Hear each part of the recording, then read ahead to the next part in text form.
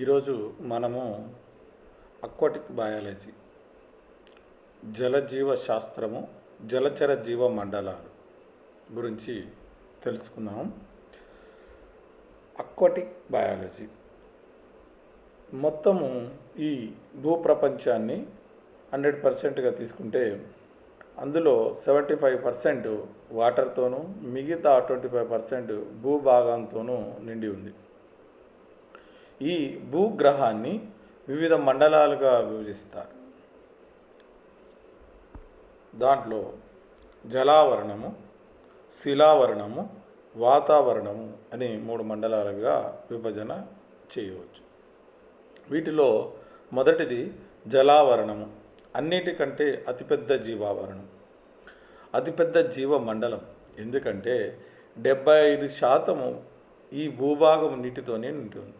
కాబట్టి రెండవది శిలావరణం, ఈ భూగ్రహాన్ని ఏర్పరిచిన శిలలుగా ఉంది. మనకు తెలుసు, ఈ భూమిపైన 75% వాటర్, సముద్రము, సరస్సులు, నదులు, కాలువల చేత నిండి ఉంది అని. మిగతా 25% మాత్రమే భూమి మిగిలి ఉంది అని తెలుసు. దీంట్లో ఉన్న ఈ మిగతా 25%లో శిలావరణం కూడా ఈ శిలలుగా ఏర్పడి ఉంది.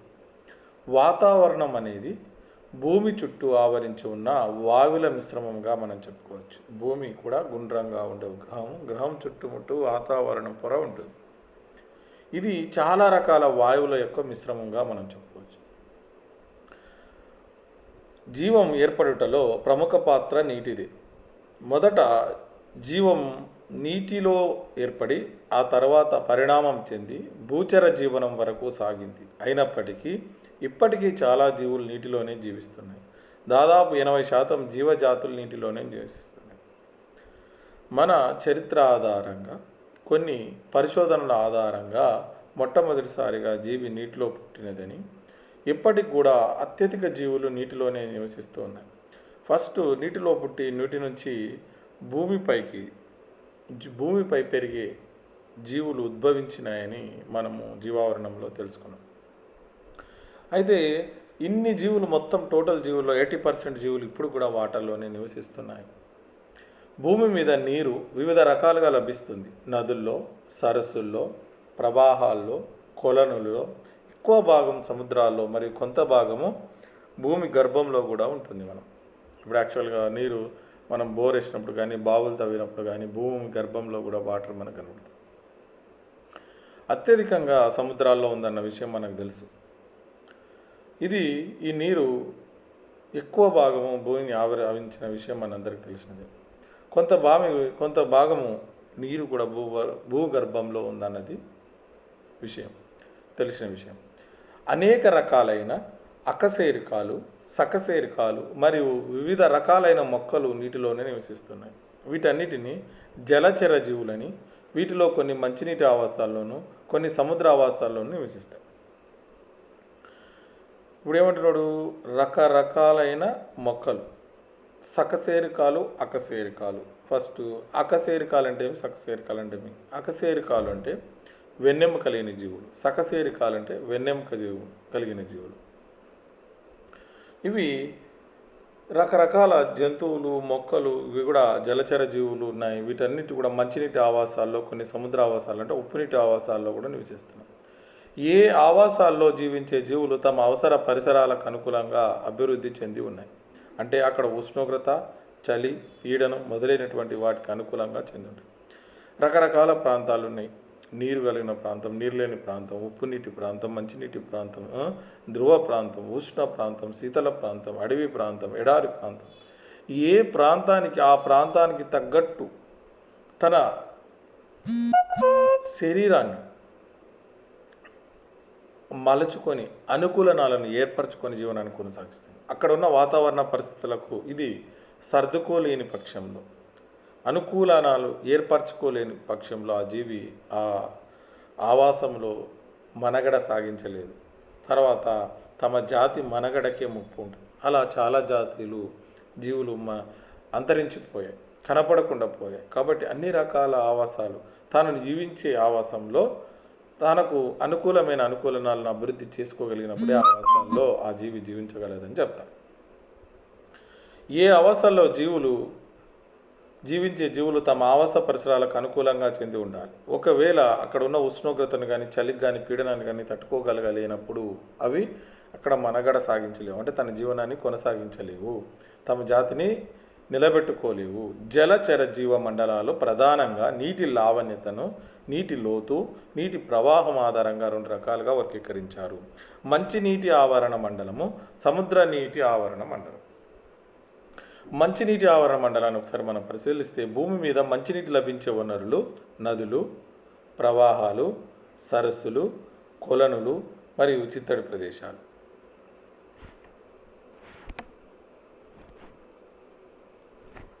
వాటర్ అవైలబిలిటీ ఇక్కడ చూడండి, స్క్రీన్ పైన వాటర్ మనకు కనబడుతుంది రకరకాలుగా అక్వాటిక్ బయాలజీలో.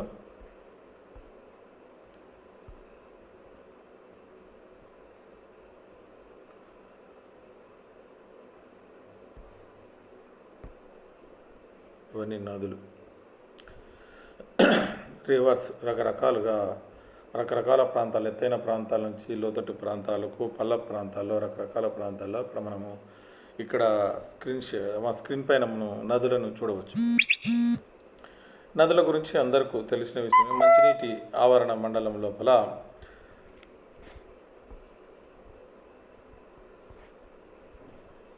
స్ట్రీమింగ్ ఇవన్నీ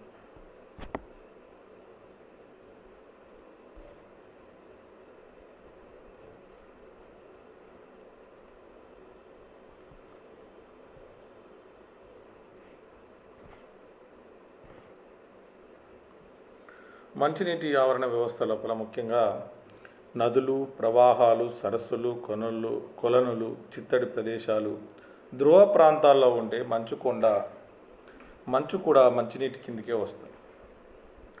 కానీ అది ఘన రూపంలో ఉండడం వల్ల త్రాగడానికి కానీ, జీవులకు నివాసయోగ్యానికి కానీ ఉపయోగపడదు. మంచినీటి లవణీయత 0.5 ppt ఉంటుంది. ppt అంటే పార్ట్స్ పర్ 1000. భూమి మీద లభించే మంచినీటి మొత్తం 2.6%గానే ఉంది. అందులో 97% ధ్రువ ప్రాంతాల్లోనే ఉంటుంది. చూడండి ఎంత తక్కువగా ఉంటుంది. నీరులో మంచినీరు అనేది 2.6, అది కూడా 97% ధ్రువ ప్రాంతాల్లోని ఇది గడ్డగట్టుకొని ఉంది. సముద్రపు నీటి ఆవరణ మండలాన్ని ఒకసారి మనం పరిశీలిస్తే దీన్ని ఉప్పు నీటి ఆవరణ మండలం అని కూడా అంటారు. భూమి మీద సముద్రపు నీరు 97.4%గా ఉంది, అంటే 97.4గా ఉంది. ఇది అధిక లవణీయతకు 30 నుంచి 50 ppt-లను కలిగి ఉంటుంది. సరాసరి లవణీయత 35 ppt-గా ఉంటుంది. ఈ 2 ఆవాసాలే కాకుండా హెచ్ఐరి అనే ప్రత్యేక నీటి ఆవాసం కూడా ఉంటుంది. ఇక్కడ నదిలో నీరు సముద్రంలోని కలిసే ప్రాంతం. ఈ ప్రాంతంలో నీటి యొక్క లవణీయత చాలా వేగంగా మారుతుంది. ఇక్కడ లవణీయత 0.5 నుండి 35 ppt వరకు ఉంటుంది. అందువల్ల వీటిని ఉప్పు నీటి కయ్యలు లేక నదిముఖ ద్వారాలను కూడా అంటారు. నదులు సముద్ర ప్రాంతాల్లో కలిసే ప్రాంతాల్లో మిశ్రమ నీరును కలిగి ఉంటుంది. అత్యధికంగా ఉప్పును కలిగి ఉండవు అని అసలుగా మంచి నీరుగా ఉండదు. ఎప్పుడు వేగంగా తన యొక్క స్వభావాన్ని ఈ నీళ్ళు మారుస్తుంటుంది. 0.5 నుంచి 35 ppt-ల వరకు ఈ యొక్క లవణీయత అంటే లవణాలు అనేది, ఉప్పు శాతం అనేది ఆ నీటి లోపల మారుతూనే ఉంటుంది. అందుకే వీటిని ఉప్పు నీటి కయ్యాలు, నదిముఖ ద్వారాలు అని, లేకపోతే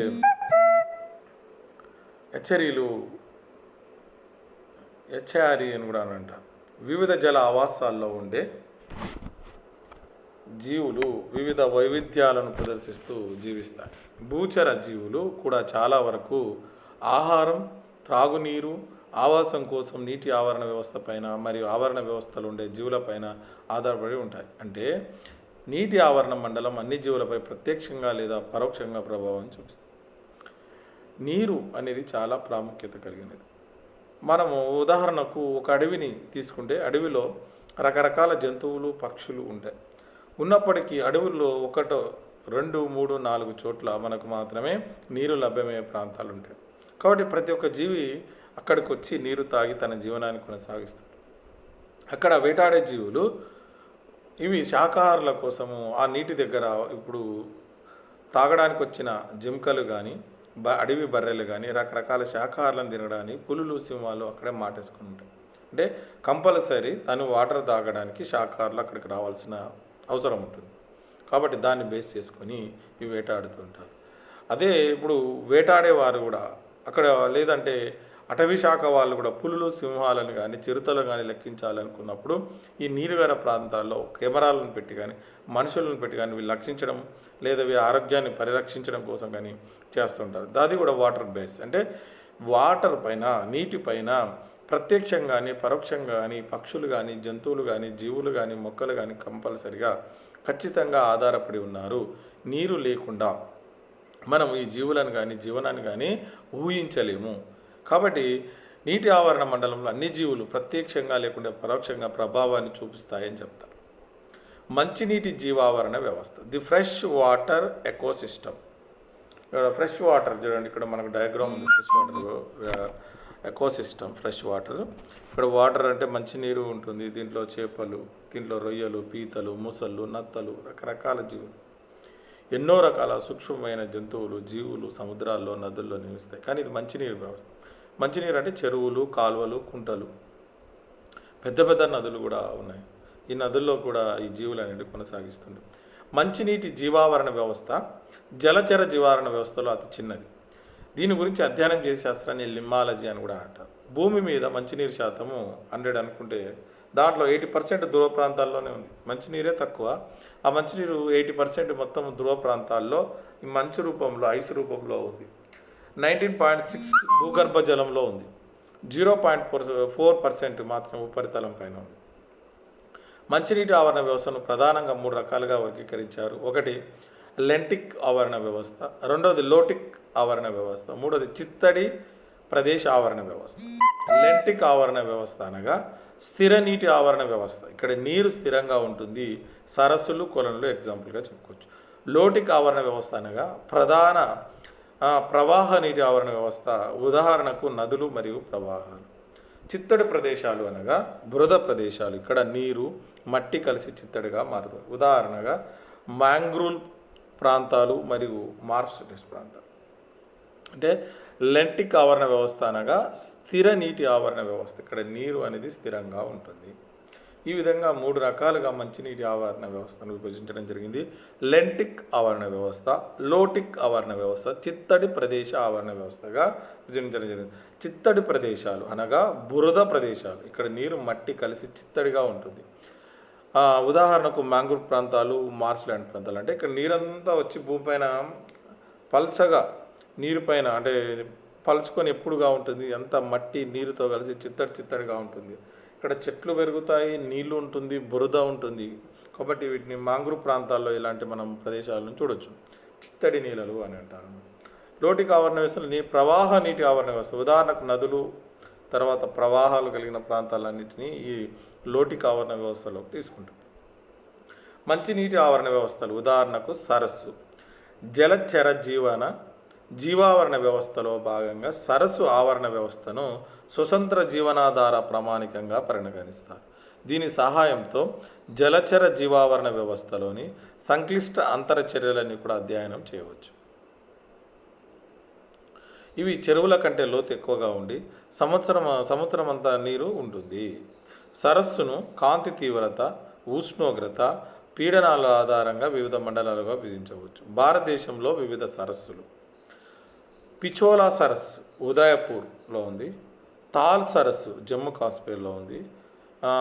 వెంబనార్ సరస్సు కేరళలో ఉంది. పులికాట్ సరస్సు ఆంధ్రప్రదేశ్లో ఉంది. రేణుకా సరస్సు హిమాచల్ ప్రదేశ్లో ఉంది. హుస్సేన్ సాగర్ సరస్సు తెలంగాణలో ఉంది. లోక్తక్ సరస్సు మణిపూర్లో ఉంది. చిలకా సరస్సు ఒడిశాలో ఉంది. ఇవన్నీ సరస్సులు. భారతదేశంలో వివిధ రకాల సరస్సులు. ఇవి చెరువుల కంటే లోతు ఎక్కువగా ఉండి సముద్రం అంతా నీరుతో నిండి ఉంటాయి. సరస్సును కాంతి తీవ్రత, ఉష్ణోగ్రత, పీడనాలను ఆధారంగా వివిధ మండలాలుగా విభజించడం అనేది జరుగుతుంది. చిత్తడి నేలలు, బురద నేలలు, వెట్ ల్యాండ్స్.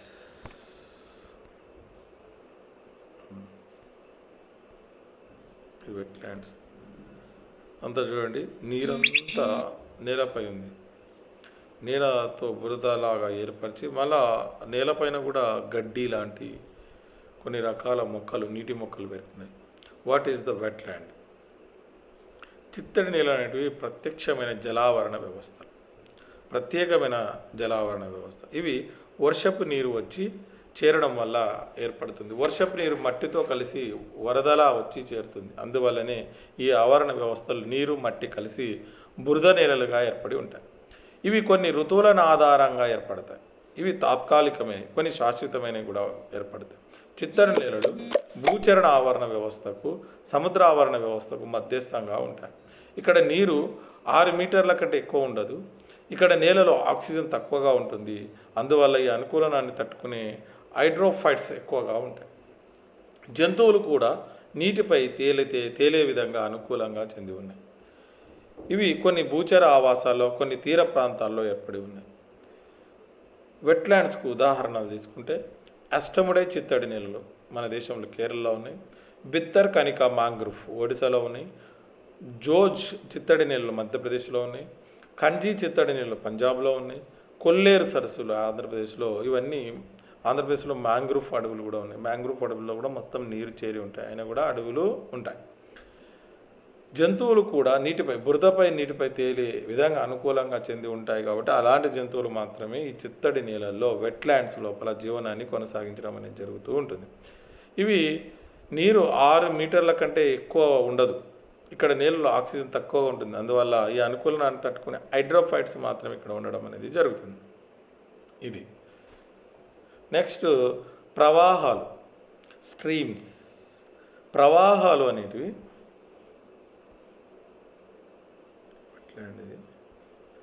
మనం ప్రవాహాలు చూద్దాం ఒకసారి.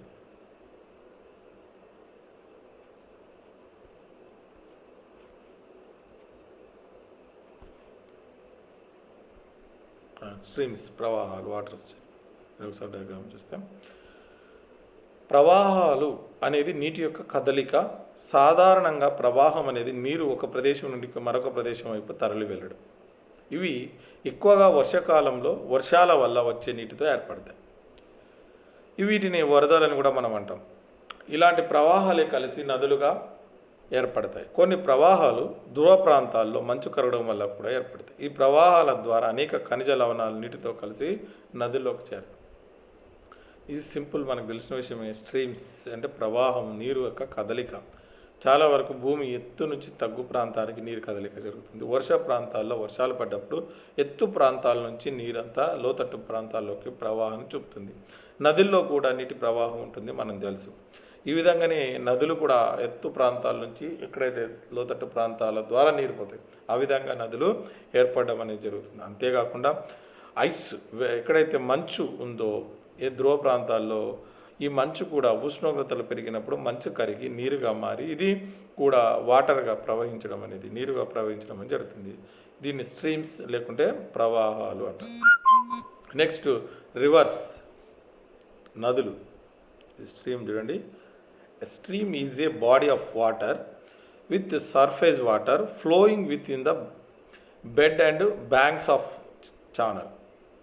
The flow of stream is controlled by 3 inputs: surface water, subsurface water and groundwater. The surface and subsurface water are highly variable between period of rainfall. Groundwater on the hand has a constant input and is the controlled more by long term pattern of prescription. ఇది stream. నదులను ఒకసారి మనం పరిశీలిస్తే wetlands, ఇవి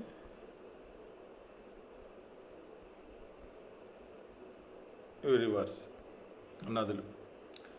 నదుల గురించి చదివే అధ్యయనాన్ని, శాస్త్రాన్ని పాటమాలజీ అని కూడా అంటారు.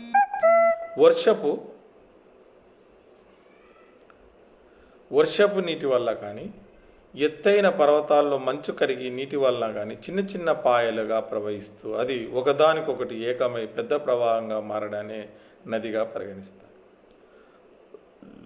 వర్షపు నీరు వల్ల ఎత్తైన పర్వతాల్లో మంచు కరిగి నీటి వలన కానీ చిన్న చిన్న పాయలుగా ప్రవహిస్తూ అది ఒకదానికొకటి ఏకమై పెద్ద ప్రవాహంగా మారడమే నది అన్నమాట. నది అంటే ఒకటి వర్షం వల్ల ఎత్తైన పర్వతాల నుంచి కానీ, ఎత్తైన కొండల నుంచి కానీ, ఎత్తు ప్రాంతం నుంచి నీరు చిన్న చిన్న పాయలుగా ప్రవహించి ఒక పెద్ద పాయ కలిసి ప్రవహించడం నది. లేకపోతే ఎత్తైన ప్రాంతాల్లో ఉన్న మంచు కరిగి చిన్న చిన్న పాయలంతా కలిసి ఒక పెద్ద పాయగా, ఒక రివర్గా, ఒక పెద్ద పాయని మనం రివర్గా అని కూడా చెప్పుకోవచ్చు. సాధారణంగా పెద్ద నదులు పర్వత ప్రాంతాల్లో పుట్టి వేల కిలోమీటర్లు ప్రవహించి చివరకు సముద్రాల్లో అంతమవుతాయి. కొన్ని కొంత దూరమే ప్రవహించి భూమిలోనికి ఇంకిపోతాయి. ఎప్పటికీ ఇంకిపోకుండా ప్రవహించే నదులను జీవనదులు అని అంటారు. భారతదేశాన్ని నదుల దేశం అని కూడా అంటారు. మన దేశంలో అనేక నదులు ఉన్నాయి. వాటిలో ముఖ్యమైనవి గంగా నది, సింధు నది, యమునా నది, బ్రహ్మపుత్ర నది, సరస్వతి నది. తెలంగాణలో గోదావరి, కృష్ణ, మంజీరా, తుంగభద్ర, ప్రాణహిత మొదలైన నదులని మనకు తెలుసు. భారతదేశాన్ని అందుకే నదుల దేశం అని కూడా అనడం జరిగింది.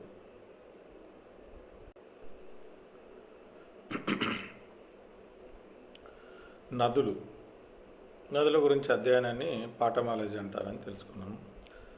ఎప్పటికీ ఇంకిపోని జీవనదులు గంగా నది లాంటి నదులు ఎప్పటికీ వేసవి కాలంలో కూడా ప్రవహిస్తుంటాయి. చాలా నదులు వర్షాకాలంలో ప్రవహిస్తూ వేసవి కాలంలో వచ్చే వరకు ఎండిపోతాయి.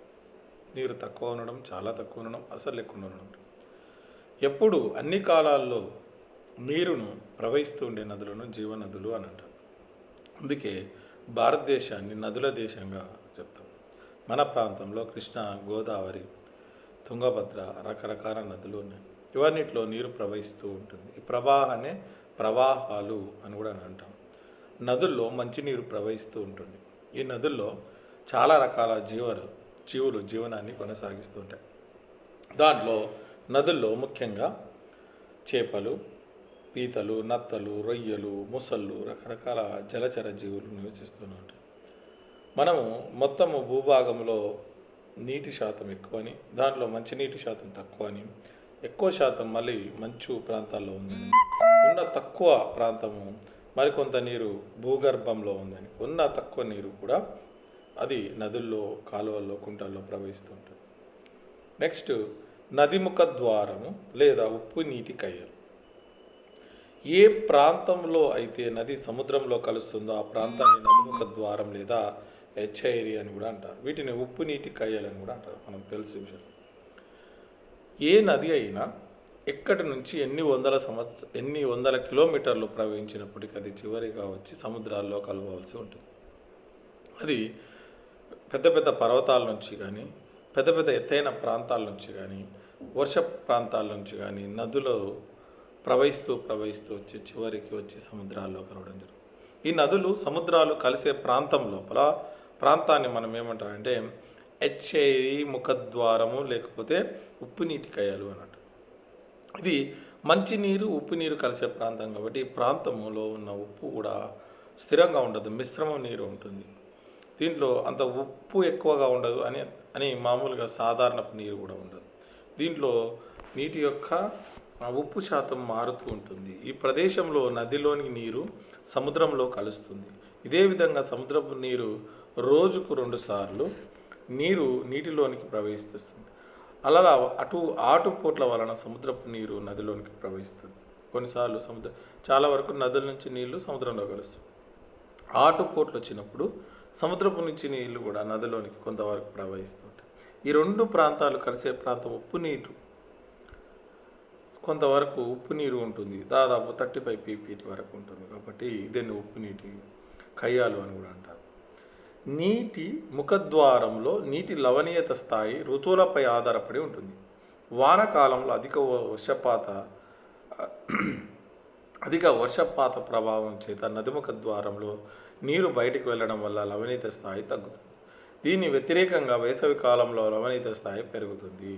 అంటే లవణము, ఉప్పు శాతము వానాకాలంలో వర్షాకాలం చేత నదిముఖ ద్వారంలో నీరు బయటికి వెళ్ళడం వల్ల లవణ శాతము తగ్గుతుందని చెప్తాం.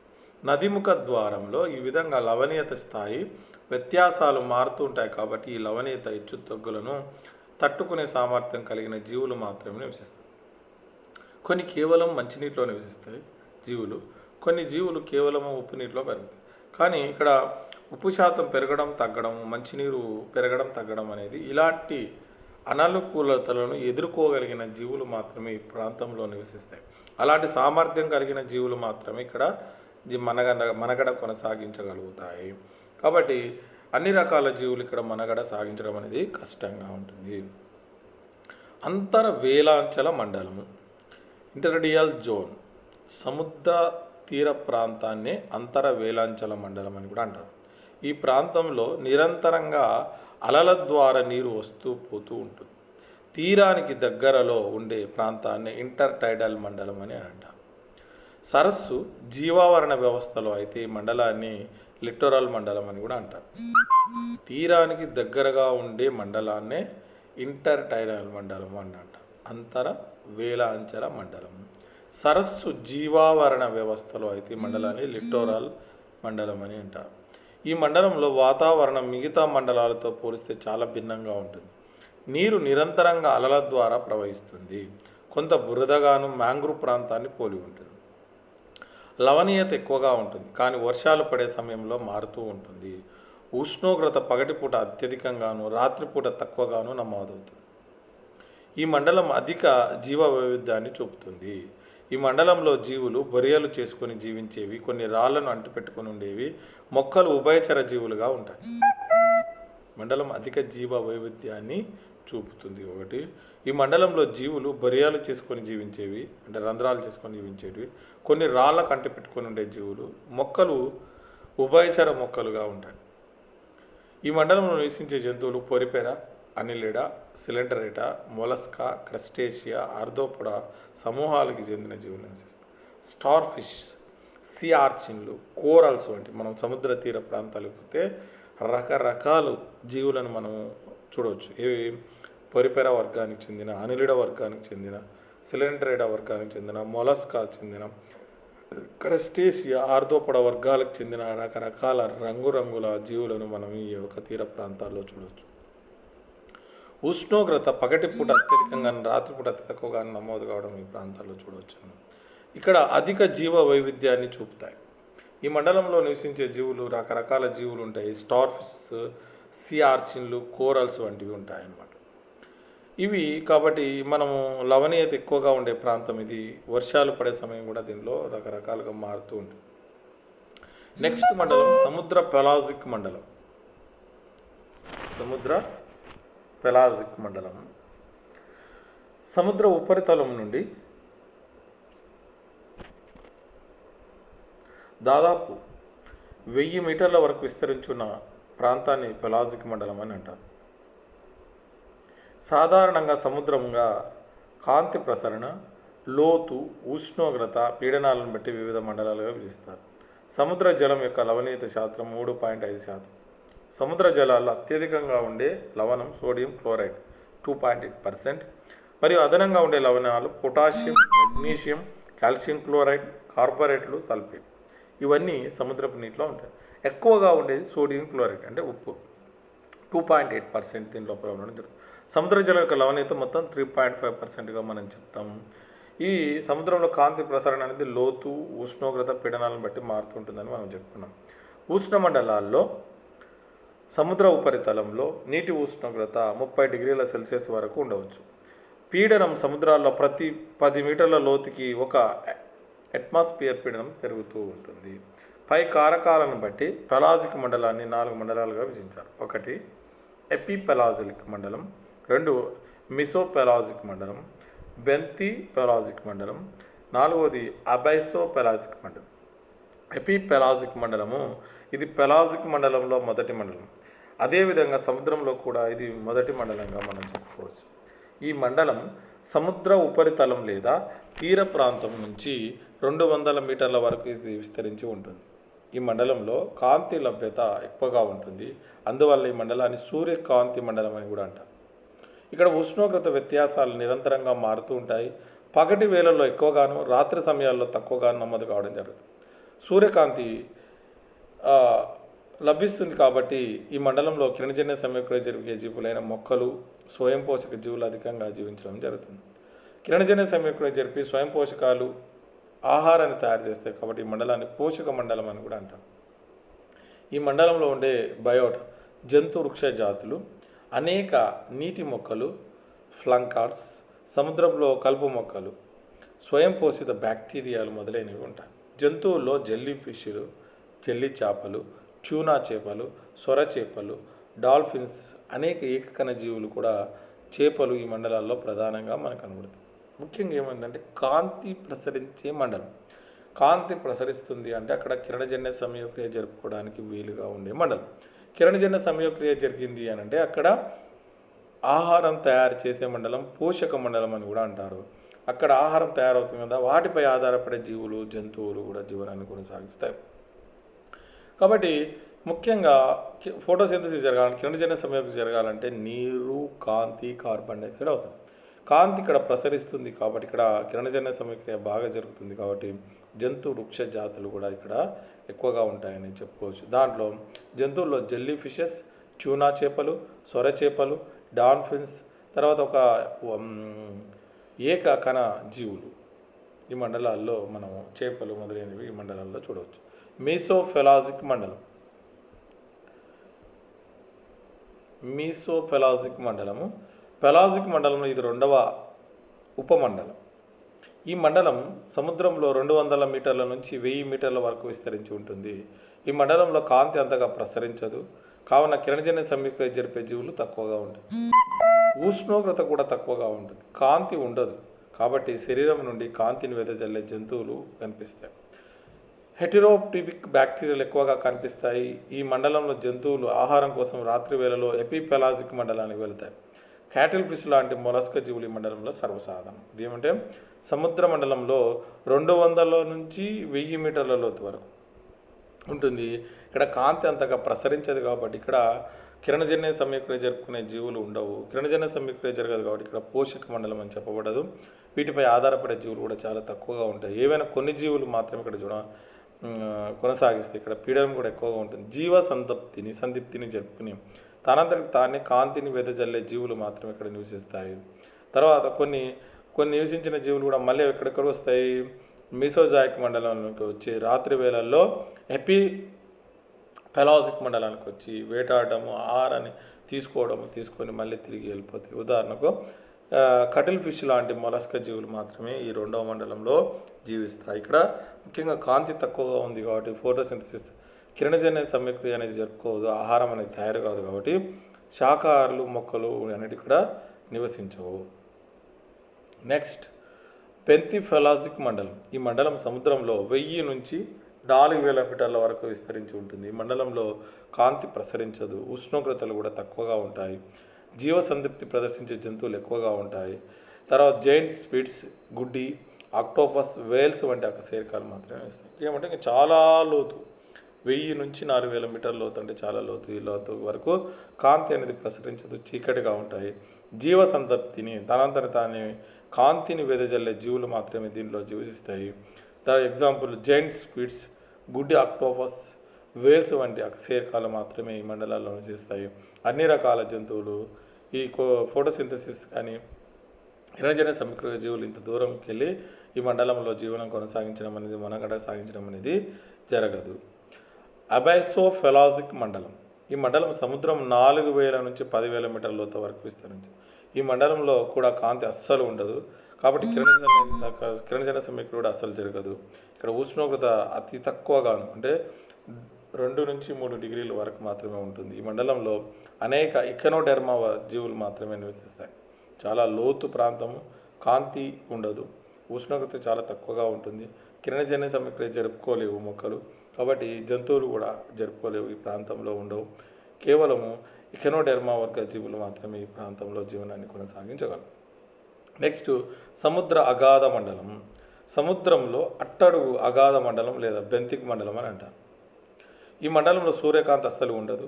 ఇక్కడ ఉష్ణోగ్రతలు అతి తక్కువగా ఉంటాయి, పీడనం చాలా ఎక్కువగా ఉంటుంది. ఈ మండలంలోని నీటిలో ఆక్సిజన్ కూడా చాలా తక్కువగా ఉంటుంది కావున ఇక్కడ కిరణజన్య సంయుక్రియ రేటు చాలా తక్కువగా ఉంటుంది, శ్వాసక్రియ రేటు అధికంగా ఉంటుంది. సముద్ర అగాధ ప్రాంతం, సముద్రం లోతైన ప్రాంతం, ఉష్ణోగ్రత తక్కువగా ఉంటుంది, పీడనం చాలా ఎక్కువగా ఉంటుంది. దీన్ని అగాధ మండలం, బెంతిక్ మండలం అని కూడా అంటారు. ఇక్కడ ఏవి కిరణజన్య సంయుక్రియ కాంతి అస్సలు ప్రసరించదు కాబట్టి ఇక్కడ కిరణజన్య సంయుక్రియ జరగదు, పోషణ అనేది ఇక్కడ ఆహారం అనేది లభించదు కాబట్టి ఎక్కువ పీడనం ఉంది కాబట్టి ఇక్కడ మామూలుగా సాధారణంగా జీవించే జీవులు ఈ మండలంలో నివసించలేవు. అంతేకాదు ఈ మండలంలో ఆక్సిజన్ చాలా తక్కువగా ఉంటుంది. జన్య కిరణజన్య సమీకరణ రేటు కూడా చాలా తక్కువగా ఉంటుంది. శ్వాసక్రియ మాత్రం అధికంగా ఉంటుందని మనం చెప్పొచ్చు. ఇక్కడ నివసించే జీవులను బెంతిక్ జీవులు లేదా అగాధ జీవులు అని అంటారు. ఈ మండలంలో జంతువులు అడుగున ఉండే రాళ్లను అంటిపెట్టుకొని ఉంటాయి. ఉదాహరణకు రాక్ ఆక్టోపస్, కోరల్స్ మాత్రమే ఈ సముద్ర అగాధ ప్రాంతాల్లో, ఈ లోతైన ప్రాంతాలు, కాంతి లభించని, ఉష్ణోగ్రత లభించని, అతి తక్కువ టెంపరేచర్ కలిగిన, ఎక్కువ పీడనం కలిగిన ఈ ప్రాంతంలో నివసించడం అనేది జరుగుతుంది. ఈ మండలంలో పూతికాహార జంతువులు ఎక్కువగా ఉంటాయి. పై మండలంలో చనిపోయిన జంతువులు క్రిందికి వచ్చినప్పుడు వాటిపై పూతికాహారులు విభజిస్తాయి. ఈ మండలంలో ఉండే పూతికారులు ఎక్కువగా విచ్ఛిన్నకర బ్యాక్టీరియాలు, కైరనోమిడ్ డింబకాలు, చావో బోరస్, ఎర్ర యానిమల్లు, క్లాబ్స్ మొదలైనవి తక్కువ ఆక్సిజన్ స్థాయి ఉన్నప్పటికీ నివసిస్తాయి. ఈ జీవులు చనిపోయిన మొక్కలు, జంతువులను విచ్ఛిన్నం చేసి అందులో పోషక పదార్థాలను విడుదల చేస్తాయి. వాటిని వేలాంచల మండలం, ఉపరితల మండలంలోని జీవ సమాజాలు వినియోగించుకుంటాయి. బెంతిక్ మండలంలో జీవించే జంతువులు క్రస్టేషియన్లు, పాలికిట్లు, ఐస్టర్స్, సిక్యూంబులస్, బ్రీటిల్ స్టార్స్ మొదలైనవి ఇక్కడ నివసించడం అనేది. సముద్ర అగాధ మండలం అనేది చాలా ప్రమాదకరమైన, భయంకరమైన, అగాధమైన ప్రాంతం. ఇక్కడ ఎలాంటి కాంతి ప్రసరించదు, విపరీతమైన పీడనం, టెంపరేచర్ చాలా తక్కువగా ఉంటుంది. ఈ ప్రాంతంలో సాధారణ జీవులు జీవించడానికి ఏమాత్రం అనుకూలంగా లేని ప్రాంతం. ఇక్కడ కేవలం విచ్ఛిన్నకారులు మాత్రమే జీవనాన్ని కొనసాగించడానికి. విచ్ఛిన్నకారులు అంటే బ్యాక్టీరియా, వైరస్. పైన జీవులు చనిపోయిన తర్వాత కిందికి వెళ్ళిపోతాయి అగాధ ప్రాంతం. వాటిని తిని ఈ విచ్ఛిన్నకారులు శక్తిని విడుదల చేయడం అనేది జరుగుతాయి. వేలాంచల మండలం, ఉపరితల మండలంలో జీవ సమాజాలు ఈ విచ్ఛిన్నం చేసిన ఆహార పదార్థాలను, జీవులను తినడం జరుగుతుంది. ఉదాహరణకు క్రస్టేషియన్లు, పాలికిట్లు, ఆయిస్టర్స్, సిక్యుకుంబర్స్, బ్రిటిల్ స్టార్స్ చెప్పుకోవడం అనేది జరుగుతుంది. ఈ మండలంలో అసలు కిరణజన్య సమీక్రియ అనేది జరగదు, కాబట్టి ఇక్కడ శక్తి అనేది విడుదల కాదు. ఇది పోషక మండలం అని కూడా మనం చెప్పడానికి వీల్లేదు. నెక్స్ట్, ప్రవాల భిత్తికలు లేదా ప్రవాల అవరోధాలు. ప్రవాల సహనివేశాలు, పాలిపులు, మొగ్గలు తొడగడం ద్వారా నిరంతరంగా పెరిగి ప్రవాల అవరోధాలు అనే పెద్ద నిర్మాణాలను ఏర్పరుస్తాయి. వ్యాగన్ అనే శాస్త్రవేత్త ప్రవాల అవరోధాలను సున్నపురాయి దిబ్బగా వర్ణించారు. దీని ఉపరితలము సముద్ర ఉపరితలం వరకు ఉంటుంది. ఇది ప్రవాహాల వల్ల పేరుకుపోయిన కాల్షియం కార్బోనేట్ సముదాయం. ప్రవాల అవరోధాలను ఏర్పరిచినది ఎక్కువగా మాండ్రిపోరియే క్రమానికి చెందిన రాతి ప్రవాహాలు. ఆస్ట్రేలియాలోని ఉత్తర తూర్పు పసిఫిక్ సముద్ర భాగాన్ని ప్రవాల సముద్రం అంటారు. ఈ యొక్క ప్రవాహాలు నుంచి వచ్చిన కాల్షియం కార్బోనేట్ యొక్క సముదాయం తీర ప్రాంతాల్లో ఒక పొరగా ఏర్పరుస్తుంది. దీన్నే ప్రవాల అవరోధాలు అని అంటారు. ఇవి ముఖ్యంగా కాల్షియం కార్బోనేట్ సముదాయమే. దీన్ని సున్నపు రాయి దిబ్బగా కూడా మనము చాలామంది వర్ణించడం జరుగుతుంది. ఇవి ప్రవాల అవరోధాలు అనే పెద్ద నిర్మాణాలను పాలిపులు, మొగ్గలు దొరకడం ద్వారా ఏర్పడుతుంది అని ఈ శాస్త్రవేత్తలు చెప్పడం జరుగుతుంది. ఇవి ఎగ్జాంపుల్ ఆస్ట్రేలియాలోని ఉత్తర తూర్పు పసిఫిక్ సముద్రాన్ని ప్రవాల సముద్రం అని కూడా అంటారు. ఇవి ప్రవాల అవరోధాలు రకాలు తీసుకుంటే ముఖ్యంగా ఫ్రిజ్జింగ్ రిప్పులు, బారియర్ రిప్పులు, అటర్ రిప్పులు, 3 రకాల రిప్పులను మనం చెప్పుకోవటం. ఫ్రిజ్జింగ్ రిప్పులు మనం ఆల్రెడీ సెకండ్ ఇయర్లో చదువుకున్న వీటిని.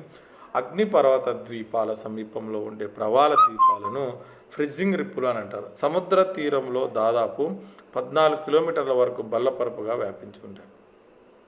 ఫ్రీజింగ్ రిప్పు 3 ప్రాంతాలను కలిగి ఉంటుంది. అవి రిఫ్ ఎడ్జ్ సముద్రం వైపు ఉంటాయి. బారియర్ రిప్పులు ఇది ఫ్రిజింగ్ రిప్పులను పోలి ఉంటాయి, కానీ సముద్ర తీరానికి కొంత దూరంలో అమరి ఉంటాయి. ఈ రకమైన ప్రవాల ద్వీపానికి తీరానికి మధ్యన మడుగు లేదా కయ ఏర్పడుతుంది. దీని ద్వారా పెద్ద పడవలు నడపడానికి వీలుగా ఉంటాయి. ప్రపంచంలో అతిపెద్దదైన గ్రేట్ బారియర్ రిప్ అనేది ఆస్ట్రేలియా లోపల ఉంది. బారియర్ రిప్, అతిపెద్ద బారియర్ రిప్, గ్రేట్ బారియర్ రిప్ అనేది ఆస్ట్రేలియా దేశంలో మనం దీన్ని పరిశీలించవచ్చు. ఇవి ఈ రకమైన ప్రవాల ద్వీపానికి తీరానికి మధ్యన మడుగు లేదా కై అనేది కూడా ఏర్పడడం చూడవచ్చు. అటల్ రిప్ ప్రవాల ద్వీపము, లాగూన్ ద్వీపం అంటారు. ఇది దాదాపుగా ఉంగరంలాగా వలయాకారంగా లేదా గుర్రపునాడ ఆకారంగా ఉంటుంది. ఇండో పసిఫిక్ భాగంలో వేల కొద్ది ఎటాల్లు కనిపిస్తాయి. ప్రపంచంలో అతిపెద్ద ఎటాల్ మాల్దీవుల్లో సువాడినా అనేది ఎటల్ రిప్ అతిపెద్ద ఎటల్ రిప్కు ఎగ్జాంపుల్గా మనం చెప్తారు. ప్రవాల ద్వీపం లేకుంటే లాగోన్ ద్వీపం అని కూడా అని అంటారు. ఇవి దాదాపుగా ఉంగరంలాగా వలయాకారంగా లేదా గుర్రపు నాడ ఆకారంలో ఉంటాయి. ఇండో పసిఫిక్ భాగంలో వేల కొద్ది ఎటాలను మనం పరిశీలించవచ్చు. ఇది ప్రవాల అవరోధాలు రకాల గురించి మనము చెప్పుకోవడం అన్నమాట. ఒకసారి మనం చెప్పుకున్నదాన్ని ఇప్పుడు ఏం చెప్పుకున్నాము, ఒకసారి ఇంపార్టెంట్ ఏమంటే అక్వాటిక్ బయాలజీలో ఇది ముఖ్యంగా ఫైనల్ ఇయర్ విద్యార్థులకు 8th పేపర్లో ఉంటుంది. దీనిలో ఇంపార్టెంట్ క్వశ్చన్ అక్వాటిక్ బయాలజీ లోపల జలచర జీవుల మండలాల గురించి రాయండి అని కూడా వస్తుంది. లేకుంటే మంచినీటి ఆవరణ మండలం, సముద్రపు నీటి ఆవరణ షార్ట్ క్వశ్చన్స్, మంచినీటి జీవావరణ వ్యవస్థ ఫ్రెష్ వాటర్ ఎకోసిస్టమ్ అని అడుగుతారు. మంచినీటి ఆవరణ వ్యవస్థలు ఇది కూడా వస్తుంది, లాంగ్ క్వశ్చన్ వస్తుంది. చిత్తడి నీళ్ళు బురద నీళ్ళు షార్ట్ క్వశ్చన్ రావచ్చు, లాంగ్ క్వశ్చన్ రావచ్చు. వెట్ ల్యాండ్స్ అని వస్తుంది. స్ట్రీమ్స్ అంటే ప్రవాహాలు షార్ట్ క్వశ్చన్లో వస్తుంది. నదులు రివర్స్ ఇవన్నీ మనకు తెలిసిన సమాచారమే. దీన్ని ఒక పద్ధతి ప్రకారంగా నేర్చుకొని పోయి ఎగ్జామ్కి రాస్తే మంచి మార్కులు స్కోర్ చేయడానికి అవకాశం ఉంది. నదిముఖ ద్వారం లేదా ఉప్పునీటి కాయలు లేకుంటే హెచ్ఐరి అన్నట్టు. అంతర వేలాంచన మండలం అంతర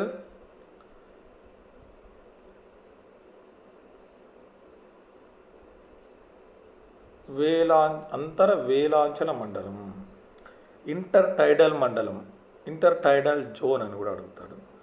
తర్వాత ఓసియన్ పెలాజిక్ జోన్, సముద్ర పెలాజిక్ మండలము, ఓసియన్ పెలాజిక్ మండలం అని కూడా వస్తుంది. ఎపిపెలాజిక్ మండలము, మిసోఫెలాజిక్ మండలము, బెంతిఫెలాజిక్ మండలం, అబైసోపెలాజిక్ మండలం అని కూడా షార్ట్ క్వశ్చన్స్లో అడుగుతారు. సముద్ర అగాధ మండలం, ఇది చాలాసార్లు వస్తుంది. సముద్రం అంటే సముద్రంలో చిట్ట చివరి ప్రాంతము, చీకటి ప్రాంతము, ఉష్ణం లేని ప్రాంతము, పీడనం ఎక్కువగా ఉన్న ప్రాంతము, అతి తక్కువ జీవులు నివసించే ప్రాంతము, కేవలం బెంతికులు నివసించే ప్రాంతం అనమాట. ఇది షార్ట్ క్వశ్చన్లో వస్తుంది. ప్రవాల బిత్తికలు లేదా ప్రవాల అవరోధాలను కూడా అడుగుతారు.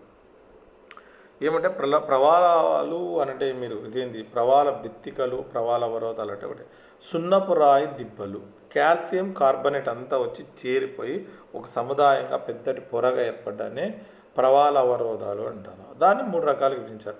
ఫ్రీజింగ్ రిప్ల గురించి, బారియర్ రిప్ల గురించి, అటల్ రిప్ల గురించి రాయాలి. ఇది రాస్తే క్వశ్చన్ అవుతుంది. ఇవి ఇంపార్టెంట్ క్వశ్చన్స్. మనము దీంట్లో చిత్తడి నేల కూడా ఇంపార్టెంట్. ఇది వర్షపు కాలంలో వర్షపు నీరు వచ్చి నీరంతా చేరిపోయి కింద నేల అంతా బురదగా తయారై ఉంటుంది. ముఖ్యంగా అష్టముడై చిత్తడి నేలలు, బిత్తర్ కనిక మాంగ్రూవ్స్, భోజు చిత్తడి నేలలు, కంజి చిత్తడి నేలలు, కొల్లేరు ఆంధ్రప్రదేశ్లో ఉన్నాయి కదా, ఇవన్నీ కూడా చిత్తడి నేలలు.